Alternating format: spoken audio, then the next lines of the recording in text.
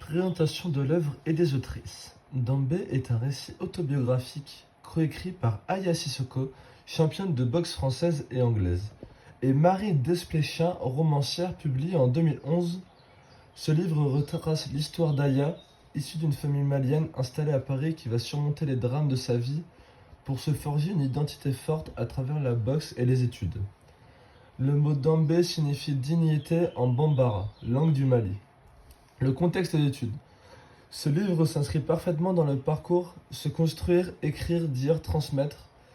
Il s'agit d'un témoignage de résilience, d'affirmation identitaire et de transmission d'une histoire familiale marquée par l'exil, la violence et la réussite.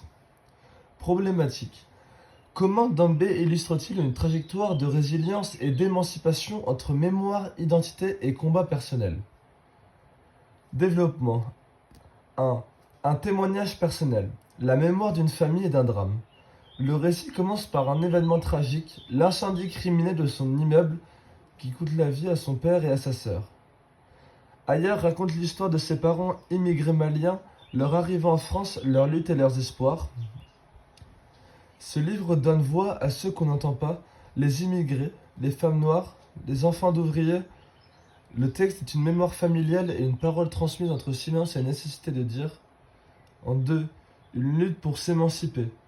La boxe comme moyen de reconstruction. La boxe devient pour Aya un exutoire, un moyen de se reconstruire après le drame. Elle y apprend la rigueur, la maîtrise de soi, la force mentale, le sport comme école de la vie. Malgré les obstacles, sexisme, racisme, pauvreté, elle devient championne du monde. La boxe est à la fois un combat physique, et symbole du combat intérieur pour exister. En 3, une affirmation de soi est une voie politique. Le récit n'est pas que personnel, il dénonce les injustices sociales, le racisme, la relégation des quartiers populaires.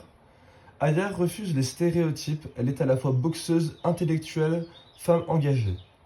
Elle reprend le contrôle de son histoire, écrit son parcours pour inspirer les autres. Dambé devient un livre de transmission, porteur de dignité et d'espoir pour les générations futures. En conclusion, Dambé est un texte fort, à la fois autobiographique et universel. Il montre comment, à travers la douleur, le combat et l'éducation, une jeune fille peut devenir une femme libre, consciente de ses origines et de sa force. C'est un livre sur la mémoire, la lutte et la dignité, à l'image du mot Dambé qui donne son titre au récit. L'ouverture. On peut comparer Dambé à Je suis Malala de Malala Yousafzai ou encore L'art de perdre d'Alice Zeniter, qui interroge aussi les questions de l'héritage.